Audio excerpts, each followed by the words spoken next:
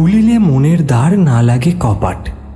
সত্যি, পয়লা উপন্যাস যদি অমরত্ব লাভ করে তবে পাঠক মহলে জনপ্রিয়তা অর্জনের কাজটি বেশ খানিকটা সহজ হয়ে যায় সৃষ্টিকর্তার পক্ষে, সেটা সাহিত্যই হোক কিংবা চলচ্চিত্র। যেমন বঙ্কিমচন্দ্র চট্টোপাধ্যায়ের দুর্গেশ নন্দিনী উপন্যাস, ঠিক একইভাবে বাজিমাত করেছিল পথের পাঁচালী এবং বিভূতিভূষণ বন্দ্যোপাধ্যায়। তারপর 2 প্রজন্ম ধরে বাঙালি পাঠক কেবলই তারই সৃষ্টি পড়ে চলেছে। সভ্যতা এবং সংস্কৃতির এক সংকটময় সময়ে দাঁড়িয়ে জগৎ এবং জীবনকে তিনি আনন্দময় করে তুলেছেন। তার মতে জীবনকে যারা দুঃখময় বলে মনে করে তারা জীবনের কিছুই বোঝে না। জীবনকে দুঃখময় মনে করা নাকি নাস্তিকতা। 1 নভেম্বর ছিল তার ৭০তম মৃত্যু দিবস। আজ তাঁরই স্মরণে আপনাদের জন্য তাঁর লেখা একটি গল্প নয়, 2টি গল্প একসাথে শুনতে চলেছেন। প্রথম গল্প মশলা ভূত। গল্প পাঠে তমাল, অন্যান্য চরিত্রে প্রিয়ম এবং আমি বরেন, এডিটিং, মাস্টারিং এবং মিক্সিংয়ে প্রীতম। শুরু হচ্ছে প্রথম গল্প মশলা ভূত।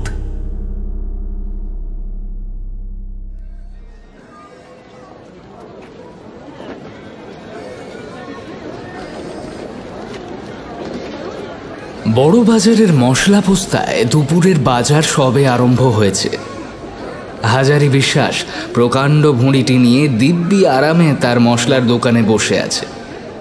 বাজার একটু মন্দা, অনেক দোকানেই বেচা কেনা একেবারে নেই বললেই চলে, তবে বিদেশি খদ্দেরের ভিড় একটু বেশি। হাজারির দোকানে লোকজন অপেক্ষাকৃত কম। ডান হাতে তালপাতার পাখার বাতাস টানতে টানতে হাজারি ঘুমের ঘোরে মাঝে মাঝে সামনের দিকে ঝুঁকে পড়ছিল। এমন সময় হঠাৎ কার পরিচিত গলার স্বর শুনে সে চমকে উঠল। বলি, ও বিশেষ বিশেষ মশাই। বার 2 হাঁক ছেড়ে যতীন ভদ্র তার ডান হাতের লাঠিটি একটা কোণে রেখে দিয়ে সম্মুখের খালি টুলটার উপর ধপাস করে বসল।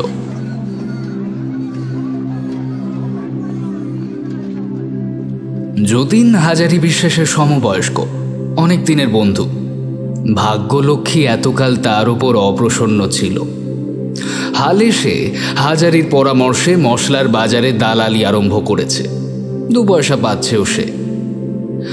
যতীনের মোটা গলার কড়া আওয়াজ পেয়ে হাজারি খুবই আগ্রহান্বিত হয়ে উঠে বসল। হাজারি বিলক্ষণ জানত যে যতীন যখনই আসে কোনো একটা দাও বিষয়ে পাকাপাকি খবর না নিয়ে সে আসে না, তাই সে যতীনকে খুবই খাতির করে। এসো এসো যতীন, তা ভালো আছো তো? অনেকদিন দেখা সাক্ষাৎ নেই, বাড়ির সবাই ভালো তো? দেখো, শুধু দোকানদার হয়ে খদ্দেরের আশায় রাস্তার দিকে হাঁ করে চেয়ে বসে থাকলে তাতে টাকা আসে না, ঘুমই আসে। 5টা খবর রাখতে হয়, বুঝলে? সে তো 100 বার। তা তোমার কাছে কিছু খবর আছে নাকি? আরে রোসো রোসো, সেই খবরই তো দিতে আসা। এ বাজারে শুধু গণেশের পায়ে মাথা ঢুকলেই টাকা করা যায় না, অনেক হদিশ জানতে হয়, অনেক কাঠখড় পুড়িয়ে তবে টাকা, বুঝলে? এখন কি দেবে তাই বলো। জানোই তো যতীন ভদ্র বকে একটু বেশি, কিন্তু খবর জানে একদম পাকা। যাক, এখন আসল কথাটা বলি। যতীন অতঃপর হাজারিকে কাছে বসিয়ে চুপি চুপি তার কথাটি বলে গেল। যতীনের কথায় টাকার গন্ধ পেয়ে হাজারি কান খাড়া করে এমনই একাগ্রভাবে শুনে যেতে লাগলো যে সত্যনারায়ণের পাঁচালীও লোকে অতটা মন দিয়ে শোনে না।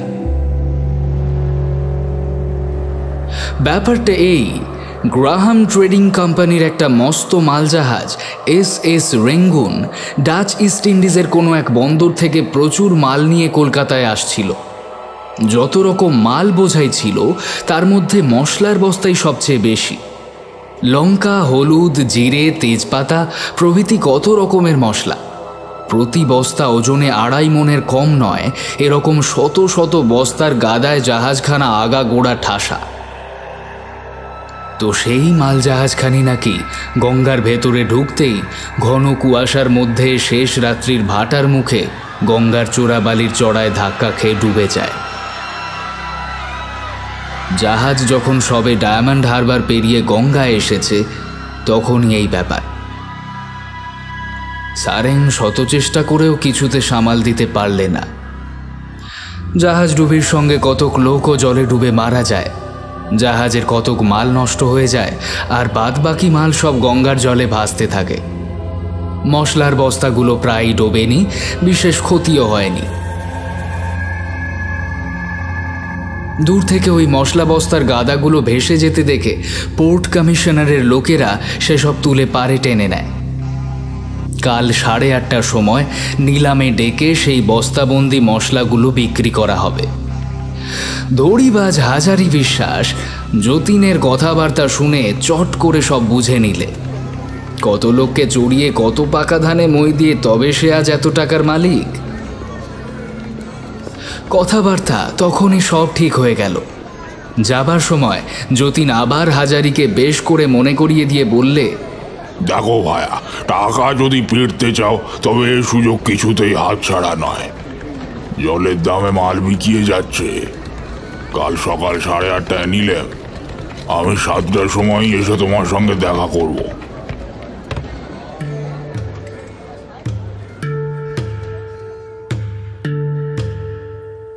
পরদিন হাজারি যতীনকে নিয়ে যথাসময় খিদিরপুরের দিকে রওনা হয়ে গেল।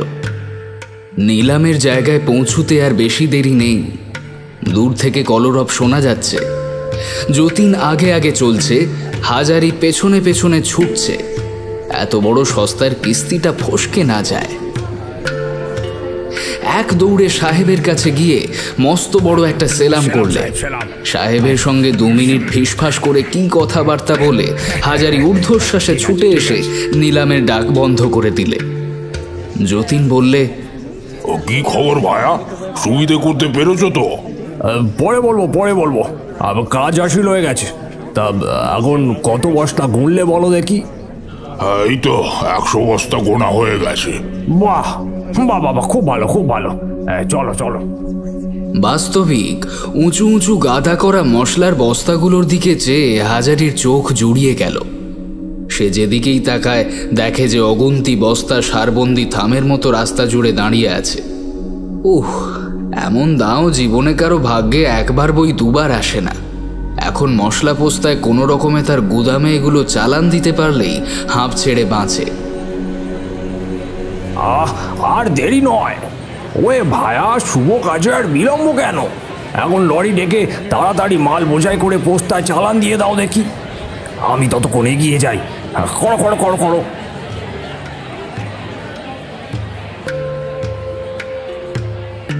একেবারে সব মাল লরিতে ধরল না। দ্বিতীয় ক্ষেপ বস্তা চাপিয়ে যতীন যখন পোস্তায় ফিরে গেল তখনও বিকেল আছে। সে এসে দেখে সবই অব্যবস্থা।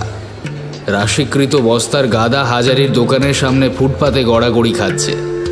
আর মাত্র 3টি লোক এতগুলো মাল তোলবার জন্য লাগানো হয়েছে। চতুর্দিকে লোকের মহা ভিড়, হই ব্যাপার। এদিকে আবার পুলিশ তাড়া দিচ্ছে। জলদি মাল হটাও, চলো রাস্তা সাফ করো। এই তাড়াতাড়ি নেড়ে যত সব। হাজারি কেবল চেঁচাচ্ছে, সে যেন কিছুই গোছগাছ করে উঠতে পারছে না। কাণ্ড কারখানা দেখে যতীন নিজেই কোমর বেঁধে লেগে গেল। মাইনে কেটে নেবো বলে দিলাম। প্রাণান্ত পরিশ্রমের পর সন্ধ্যার পূর্বেই সব মাল তোলা হয়ে গেল। বস্তাগুলো পাশাপাশি সাজিয়ে দেখা গেল ঘরে আর কুলোয় না। তখন বস্তার উপর বস্তা চাপিয়ে দিয়ে কড়ি কাঠ পর্যন্ত মাল ঠাসা হলো। গম্বুজের মতো এক একটা ফুলো বস্তা, আর বস্তাগুলো উঁচুও কি কম। এইভাবে বস্তা ভরাট করে মাথার ঘাম পায়ে ফেলে যতীন আর হাজারি যখন বাড়ি ফিরল তখন রাত 10টা। সে রাত্রে গুদামে তালা লাগিয়ে দিয়ে প্রতিদিনের মতোই হাজারির চাকর বাইরে শুয়ে রইল।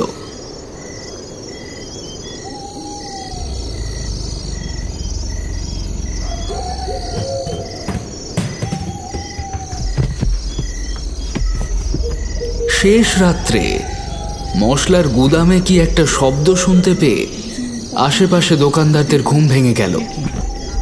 তারা চোরের আশঙ্কা করে চাকরটাকে ডেকে তুললে ভেতরে কিসের আওয়াজ হচ্ছে? চাকরটা শশব ব্যস্ত হয়ে আলো জেলে বেশ পরখ করে এদিক ওদিক দেখতে লাগলো। কিন্তু চোর ঘরে ঢুকলো কি করে? গুদামের দরজার তালা বন্ধ স্পষ্টই দেখা যাচ্ছে। খানিক বাদে আবার দুমদুম শব্দ। সকলে কান খাড়া করে রইল। বেশ মনে হলো এবারকার শব্দটা যেন হাজারির মশলার গুদামের ভেতর থেকেই আসছে। অথচ ঘরের দৌড় জানলা বন্ধ, বাইরে থেকে মোটা তালা দেওয়া। কি আশ্চর্য!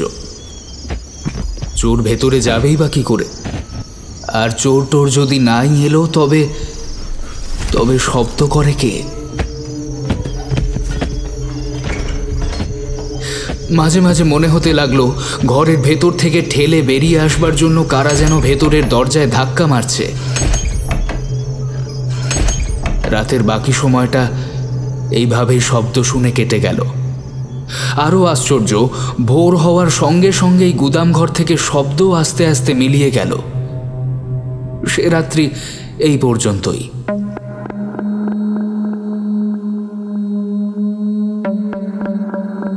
পরদিন সকালে মশলাপট্টির দোকানদারদের মুখে মুখে রাষ্ট্র হয়ে গেল যে হাজারির দোকানে বিষম কাণ্ড, ভীষণ চুরি। আসলে সত্যি যা নয় তার 10 গুণ বাড়িয়ে দিয়ে মিথ্যে রটতে লাগলো। ক্রমে কথাটা হাজারির কানে উঠল। হাজারি বিশ্বাস খবর পাওয়া মাত্র দৌড়ে এসে তালা খুলে গুদামে ঢুকে দেখে যে বস্তাগুলো ঠিকই আছে, একটা মালও বেহাত হয়নি। কি ব্যাপার? তখন সে ভাবলে কিছু নয়, তার মশলা বস্তাগুলো দেখে যাদের চোখ টাটিয়েছিল এ নিশ্চয়ই সেই বদমাইশদের মিথ্যে কারসাজি। তারাই মজা দেখবার জন্য চুরির গুজব রটিয়েছে। কিন্তু হরে চাকরটাও যে বললে ভীষণ শব্দ শোনা যাচ্ছিল। এই শব্দ রহস্যটা হাজারি কিছুতেই কিনারা করতে পারলে না। চোর যদি এসেই থাকবে তবে কিছু নিলেও না, উপরন্তু শব্দ করে জানান দিয়ে চলে গেল, এ কি ব্যাপার? তবে কি তাকে ভয় দেখাবার জন্যেই দুর্বৃত্তেরা রাত্রিবেলা এইসব আয়োজন করেছে? 7-5 ভেবে হাজারি সেদিনকার মতো কথাটা চেপে গেল। ভাবলে আজ রাতে আর বাড়ি না গিয়ে নিজেই দোকান পাহারা দেবে। করলেও তাই। রাত্রে ঘুমোবার আগে হাজারি বেশ করে চাকরটাকে নিয়ে গুদামের ওপর থেকে আরম্ভ করে নিচে পর্যন্ত পাতি পাতি প্রত্যেকটা বস্তার গাদা দেখতে লাগলো। তারপর ভেতর থেকে জানলাটা খুলে রেখে ঘরে তালা লাগিয়ে দিল। তবে আজ একটা নয়, হবসের 4 লিভারের 2টো মস্ত ভারী তালা। হাজারি চাকরটাকে নিয়ে ঘরের সামনে শুয়ে নানান কথাবার্তার পর যখন ঘুমিয়ে পড়ল তখন রাত দুপুর।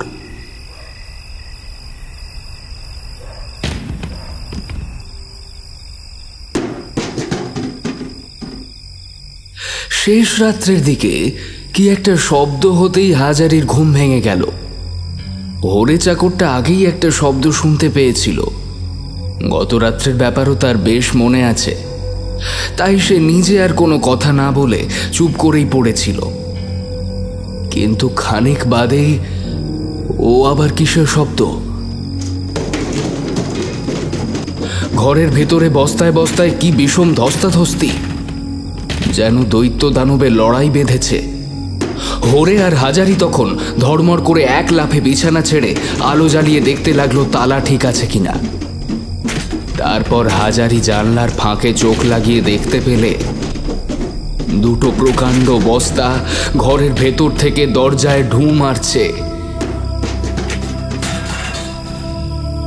ভয়ে হাজারির চোখ দুটো ডাগর হয়ে উঠল। বস্তা জীবন্ত হয়ে উঠল নাকি? না সে চোখে ভুল দেখছে, নাকি অনিদ্রায় আর দুর্ভাবনায় তার মাথা ঠিক নেই? হাজারি ভয় ভয়ে খানিকটা চোখ বুজে রইল।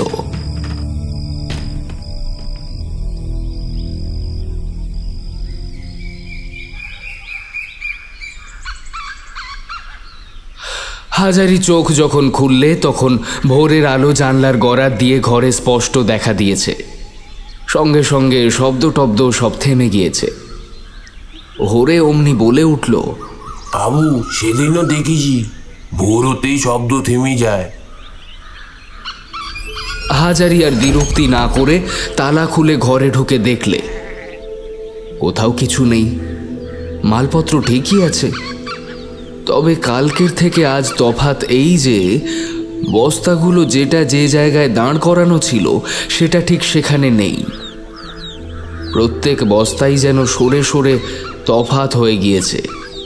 একটা বস্তা আর একটার ঘাড়ে কাত হয়ে পড়েছে।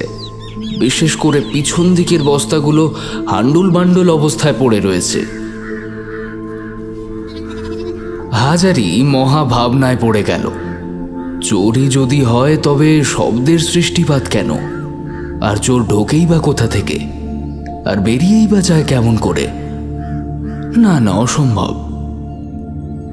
তবে কি জাহাজ ডুবি লোকগুলো ডুবে মরে ভূত হয়ে মশলা বস্তায় যে যা ঢুকে বসে আছে? লাঠের মাল কিনে অবধি দুরাত্রি তো এইভাবেই কাটল। আজ তৃতীয় রাত্রি। হাজারির রোগ অসম্ভব বেড়ে গেছে। আজ সে মরিয়া হয়ে দুজন লোক নিয়ে সারা রাত্রি গুদামের বাইরে জেগে বসে রইল। আজ দেখাবো মজা। হাজারি বিশ্বাসের সাথে চালাকি। তাঁরা হাতের কাছে যাকেই সে পাবে কিছুতেই আজ তাকে আর আস্ত রাখবে না। তার এই অভীষ্ট সিদ্ধি করার জন্য দিনে মানেই সে খুব ঘুমিয়ে নিয়েছে। পাছে রাত্রে ঘুমিয়ে পড়ে। পাশের ঘরের ঘড়িতে 4টে বেজে গেল। হাজারির চোখের পাতা পড়ে না। সে ঠায় জেগে আছে। হঠাৎ কোথাও কিছু নেই, কিন্তু একই কাণ্ড। শত শত লোক একত্রে খুব দম নিয়ে নিঃশ্বাস টেনে ছেড়ে দিলে যেমন একটা ঝড়ের মতো সাঁই সাঁই করে শব্দ হয়, অবিকল তেমনি একটা শব্দ শোনা গেল। হাজারি আলো জ্বালিয়ে দিয়েই এক লাফে দাঁড়িয়ে উঠল। দরজার দোরগোড়ায় যে দুটো লোক শুয়েছিল হাজারি চট করে তাদের জাগিয়ে দিয়ে বললে, তোরা সিঙ্গির ঘরের পেছনের দিকটায় দৌড়ে গিয়ে দেখ দেখি সেখানে চোরেরা কোনো শীত কেটেছে কিনা। খুলি, আমি তালাটা খুলছি। তারপর হাজারি গুদামের তালা খুলে ফেললে। কিসের শীত আর কোথায় বা চোর? বস্তাগুলো যে সব হাই ছেড়ে সারবন্দি দাঁড়াতে লাগলো। বাবু এদিকে চেয়ে দেখুন। হাজারি দুই চোখ বিস্ফারিত করে চেয়ে বললে, কি রে, আমার মশলার বস্তা নাচছে। হাই হাই, কি ভয়ঙ্কর দৃশ্য রে বাবা! ওরে বাবা, ওরে বাবা! চাকর দুজন এ দৃশ্য দেখেই ভয়ে দে চম্পট। তখন সে এক অদ্ভুত কাণ্ড। বস্তাগুলো সব একটার পর একটা ঠক ঠক করে ঠিকরে রাস্তায় বেরিয়ে পড়ল। সৈন্ধব লবণের প্রকাণ্ড জাঁদরেল গোছের বস্তাটা তো সর্বাগ্রে বেরিয়ে পড়েই শটান গঙ্গার দিকে দে ছুট।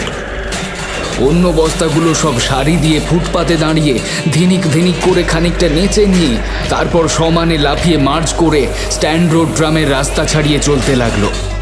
নিলামে কেনা বস্তাগুলো দলের অগ্রণী হয়ে চলছে, পেছনে পেছনে চলছে সারবন্দি গুদামের অন্য অন্য বস্তা। আর এইভাবে হাজারির মশলার গুদাম উজাড় হয়ে গেল।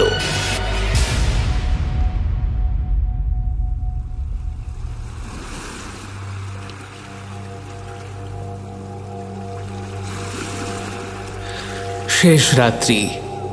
আকাশে ভাসা ভাসা মেঘ, গঙ্গার জলে মেটে জ্যোৎস্না।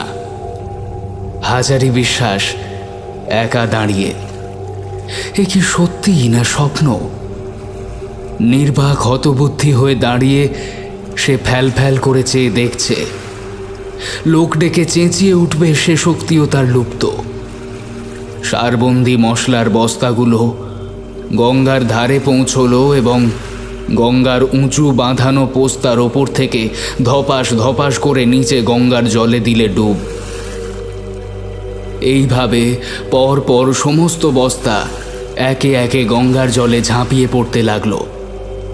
এবারেও আগে ডুবলো নিলামের বস্তাগুলো, তারপর গুদামের অন্য অন্য বস্তা। এক রাত্রির মধ্যে হাজারি বিলক্ষণ নিঃস্ব হয়ে গেল।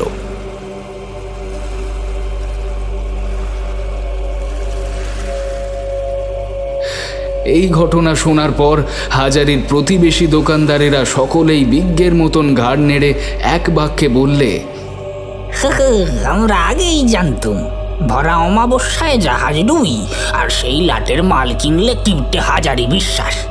ও ভাগ্যের বুদ্ধি করে আমরা কাছে ঘেঁষেনি, ও মাল কিনলে কি আর রক্ষে থাকতো?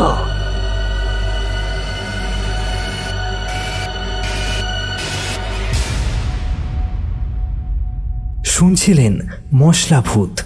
এবার শুনবেন বিভূতিভূষণ বন্দ্যোপাধ্যায়ের আরও একটি অসাধারণ গল্প, ডাইনি।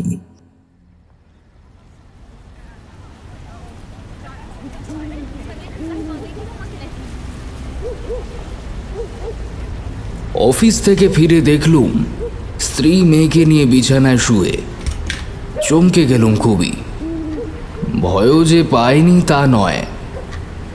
বিজুকে তো কখনো ভর সন্ধেবেলা এমন করে সংসারের কাজকর্ম ফেলে শুতে দেখিনি। মেয়ের আবার কিছু বিপদ হলো নাকি? ভয়ে ভয়ে কাছে গিয়ে জিজ্ঞেস করলুম, ব্যাপার কি বিজু?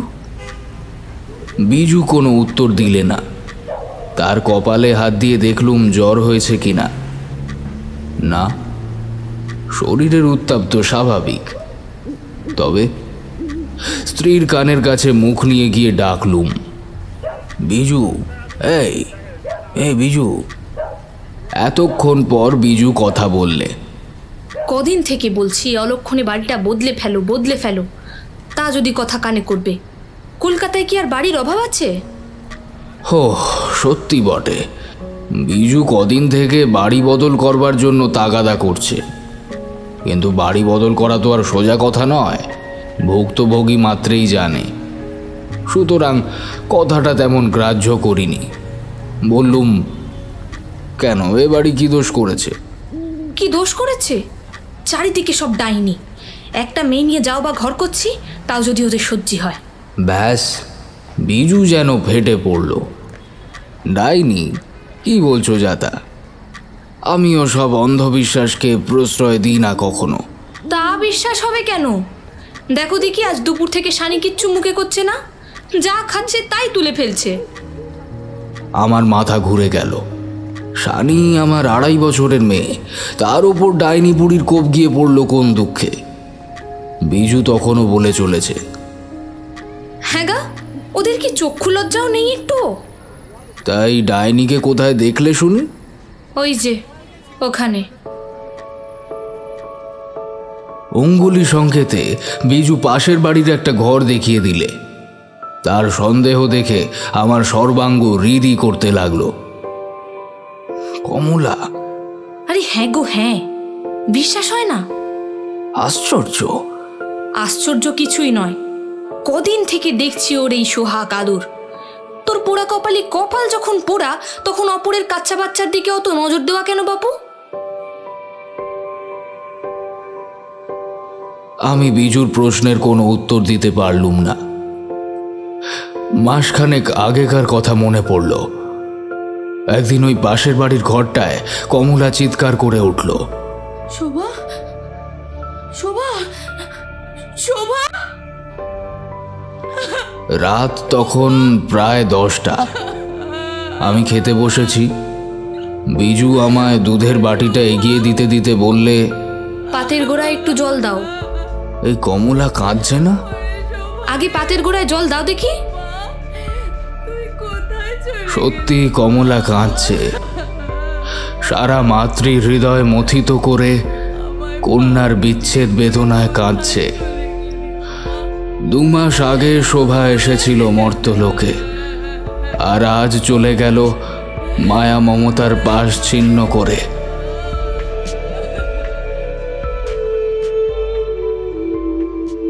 ও এ পর্যন্ত মেয়েটা রোগে রোগে ভুগেছে। সর্বাঙ্গে তার ঘা, বড় বড় দাগা দাগা। পুঁজের গন্ধে কাছে যাওয়া যায় না। কিন্তু কমলা সমস্ত ঘৃণা তুচ্ছ করে শোভার সেবা করেছে 2 হাতে। তার ফলে তার নিজের গায়েও স্থানে স্থানে ঘা হয়েছে। সে সব গ্রাহ্য করেনি একটুও। সারা হৃদয়ে নিয়োজিত করেছে তার প্রাণ সদৃশ শোভাকে আরোগ্য করবার প্রচেষ্টায়। বড় বড় ডাক্তার কবিরাজ দেখানো হলো, রোজা এসে ফোড়া কাটলো, অসংখ্য দেবতার কাছে মানত করা হলো, চেষ্টার কোনো ত্রুটি রইল না। কিন্তু সমস্ত চেষ্টা ব্যর্থ প্রতিপন্ন করে রাত 10টায় শোভা মহানিদ্রায় আক্রান্ত হলো।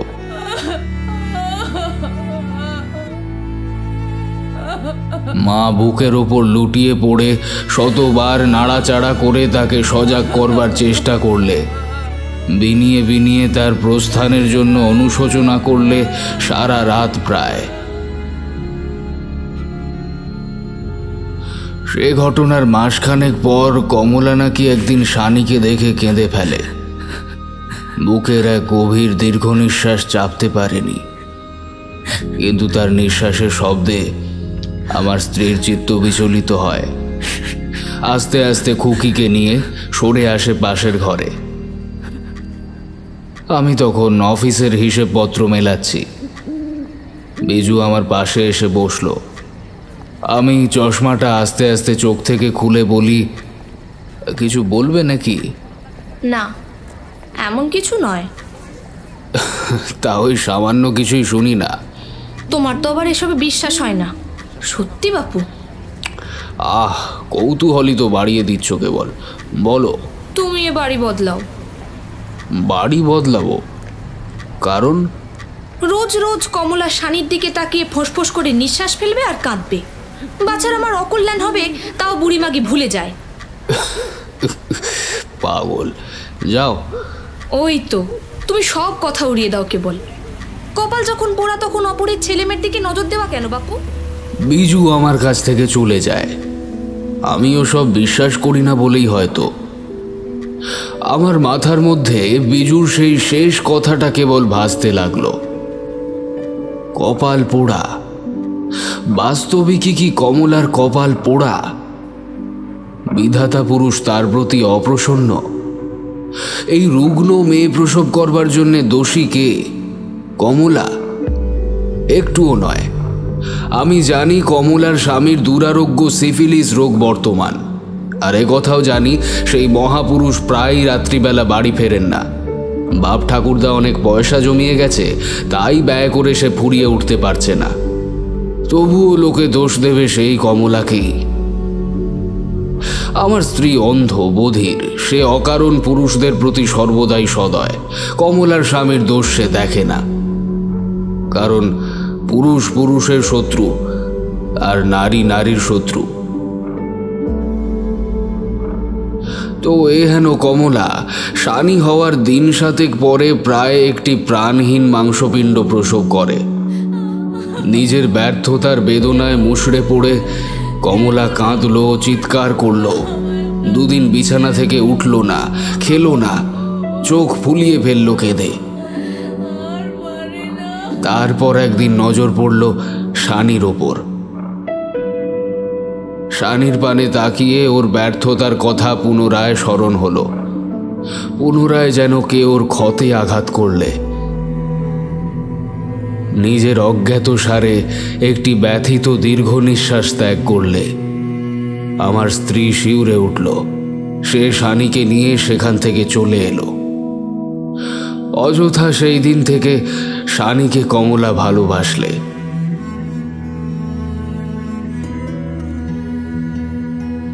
এরপর অনেক মাদুলি ধারণ করে, অনেক গ্রহ উপগ্রহকে ঘুষ দিয়ে, অনেক নির্দিষ্ট গাছে ঢিল ঝুলিয়ে কমলা আবার অন্তঃসত্ত্বা হলো। আবার সে ক্ষুধিত মাতৃহৃদয় দিয়ে অনুভব করল তার গর্ভস্থ ভ্রূণের সূক্ষ্ম সত্তা। আমি ভগবানের কাছে প্রার্থনা করলুম, প্রভু ওকে আর বঞ্চিত করো না। তিনি হয়তো আমার প্রার্থনায় সাড়া দিলেন। কমলার মেয়ে হলো। আবার সে তার পুরনো হাসি ফিরে পেল। মেয়েকে মানুষ করতে লাগলো বহু প্রয়াসে।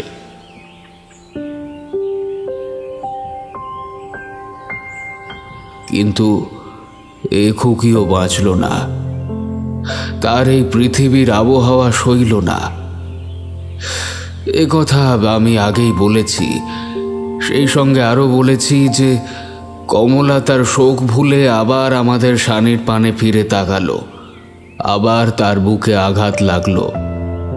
সে দুহাত বিস্তার করে শানির দিকে ছুটে এলো, আর আমার স্ত্রী ভাবতে লাগলো এর হাত থেকে রেহাই পাওয়ার কথা। অগত্যা আমাকে বাড়ি বদল করবার জন্য অনুনয় বিনয় করতে লাগলো খুবই। যেহেতু আমি ওসব অযৌক্তিক কিছু বিশ্বাস করি না, সেই জন্য আমি তার কথা উপেক্ষা করেছিলাম। যাই হোক, কমলা একদিন জিজ্ঞেস করলে, সানি কই ভাই? আমার স্ত্রী আজকাল বড় একটা শানিকে কমলার সামনে বার করে না। শানি তখন আরামে নিদ্রা যাচ্ছে। আমার স্ত্রী বললে, শানির অসুখ করেছে। আমি পাশেই চেয়ারে বসেছিলুম। স্ত্রীর এই মিথ্যে কথা শুনে চমকে গেলুম। কি অসুখ হয়েছে? এই সামান্য জ্বর। ডাক্তার দেখাচ্ছ? না, দেখাবো না ভাই, দেরি করো না একটু, ভালো ডাক্তার দেখাও। যা দিনকাল পড়েছে ফেলে রাখা কিন্তু উচিত হবে না। ডাক্তার দেখিও কেমন। কমলা চলে গেল। ওর গলার স্বর ঈষৎ কম্পিত হলো, আমি বেশ বুঝতে পারলুম। এ কি বিজু, শুধু শুধু মিথ্যে কথা বলে। তুমি থামো দেখি। 50 দিন বলছি বাড়ি বদল করো, বাড়ি বদল করো, সে কথা যদি গ্রাহ্য হয়। সুতরাং আমি নীরব হই, আর স্ত্রী বলে চলে। তার পরের দিন দুপুরবেলা কমলা নাকি এসেছিল শানিকে দেখতে। শানির অসুখের খবর পেয়ে সে চুপ করে থাকতে পারেনি। সারাদিন সে খুকিকে কোলে করেছিল আমার স্ত্রীর সমস্ত বিপরীত চেষ্টা ব্যর্থ করে। আমি আসবার ঘন্টা 3 আগে এখান থেকে চলে গেছে। আমি অফিস থেকে ফিরে বিজু আর শানিকে এই অবস্থায় দেখলুম। বিজু বললে, কি ছাই বেদানা খাইয়ে গেল, তারপর থেকে বাচ্চা আমার কিছু মুখে করছে না। আমি বিজুর পানে ফ্যাল ফ্যাল করে তাকিয়ে রইলুম। সে আমার দুখানা হাত চেপে ধরে করুণ সুরে বললে, দেখো, তুমি আজই বাড়ি বদল করো, নয় আমায় বাপের বাড়ি রেখে এসো। ও রাক্ষসী আবার কালই আসবে বলে গেছে। বিজু! আমার কানের মধ্যে কি যেন গরম শীষে ঢেলে দিলে। ঘরের মধ্যে আর কোনো শব্দ নেই, সবকিছু নিথর নিস্তব্ধ। আমি বিচার করতে বসলুম, শানির অসুখের জন্য বাস্তবিক দায়ী কে, কমলা না আমার স্ত্রী? মিথ্যে একজনের বুকে আঘাত করলে বিধাতার বিচারালয় তার কি কোনো শাস্তি নেই? বিধির বিধান কি নিরর্থক শব্দ সমষ্টি মাত্র? এমন সময় অন্ধকার নীড় হারিয়ে একটা কাক কাকা রবে ডেকে উঠল। আমি শানির গায়ে কপালে হাত বুলোতে লাগলুম। আমার বেশ মনে পড়ল কদিন ধরে শানির অনবরত টক লেবু খাওয়ার কথা। শানির রোগের কারণ দিনের আলোয় প্রকাশিত হলো। এতটুকু একটা মেয়ে অত অ্যাসিড সহ্য করতে পারে? ঠিক সেই মুহূর্তে ছাদের ওপর একটা বিড়াল করুণ সুরে বিলাপ করতে লাগলো। সম্প্রতি তার একটা সন্তান মারা গেছে। আমার স্ত্রী চমকে উঠে আমায় অনুরোধ করলে, আগে বিড়ালটাকে দূর করে এসো, আগে ওকে দূর করে দাও। আমি তার অনুরোধ শুনলুম না। বিজু কাঁদল ফুলে ফুলে। তবে আমায় দূর করে দাও, আমি পথের ধুলো, আমি কেউ নই তোমার, আমায় গ্রাহ্য হয় না একটু।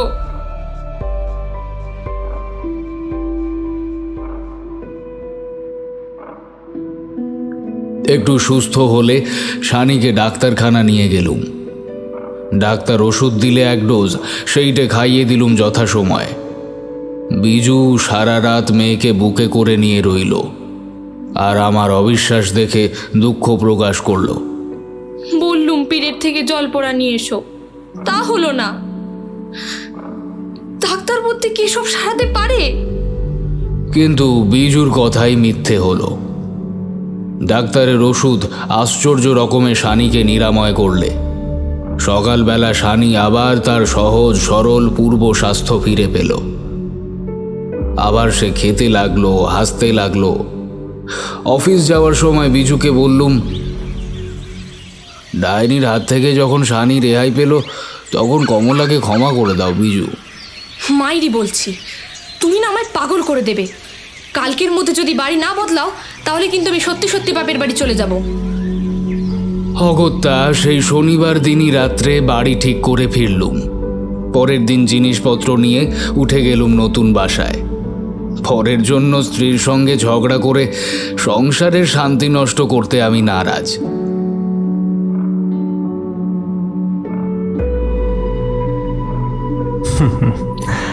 কখনো কখনো পরিস্থিতির চাপে অথবা পরিবারের চাপে আমরা হয়তো বাস্তব জ্ঞান হারিয়ে ফেলি, অথবা বাধ্য হই বাস্তব জ্ঞান উপেক্ষা করে পরিস্থিতিতে মানিয়ে নেওয়ার। গল্পের কথকেরও হয়তো সেই একই অবস্থা। যাই হোক, আমাদের কিন্তু মনুষ্যত্ব হারিয়ে ফেললে চলবে না।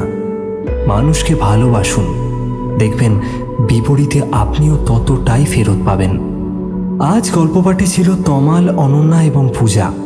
সমগ্র প্রোডাকশানে টিম এসো গল্প করি।